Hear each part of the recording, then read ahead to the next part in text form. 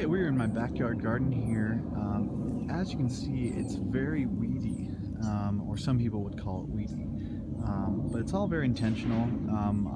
I could very well just clear out all the weeds if I wanted to, but I'm kind of testing this strategy of not weeding to see what the negative impacts, if any, and what the positive impacts, if any, are on my plants.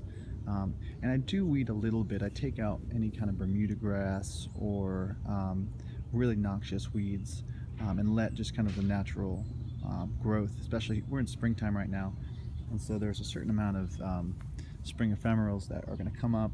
I'm not sure if that's the right term, ephemeral, but like the chickweed and the henbit that comes up and then dives back, and it's not really needed to weed out this stuff, but there are some benefits, and as you can see, for example, on the kale. Sorry, I got cut off there.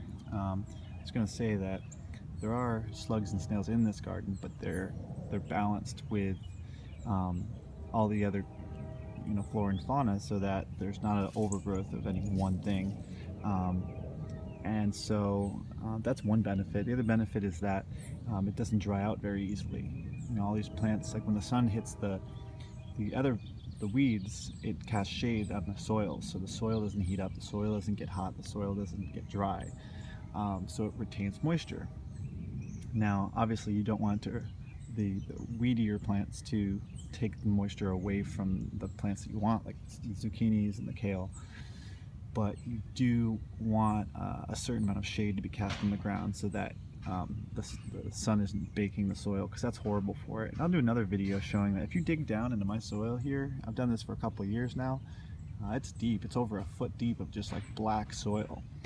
So the building soil is another huge benefit of leaving the growth where it is, because you're not disturbing it and you're allowing those plants to decompose in the humus. And so the one thing to watch out for is you want to make sure that if you do leave quote-unquote weeds, for example, the violets over here, which is these, if you do leave those, that they're not going to be competing with something that you do like that's about the same height. So for example, the strawberry, because they're about the same height, the violets will outcompete the strawberry, so I pull those up around the strawberries. But for example, around the kale, they act as a ground cover. So you just want to make sure that all the plants are playing nicely together.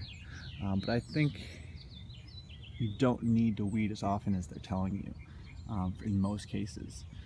If you do want a high intensity, high maintenance garden, you can weed if you want to, and that will be fine. But there's lettuces growing, there's peppers, there's tomatoes, there's zucchini, onions, all growing just fine with the weeds. So try it out and see if it works for you too.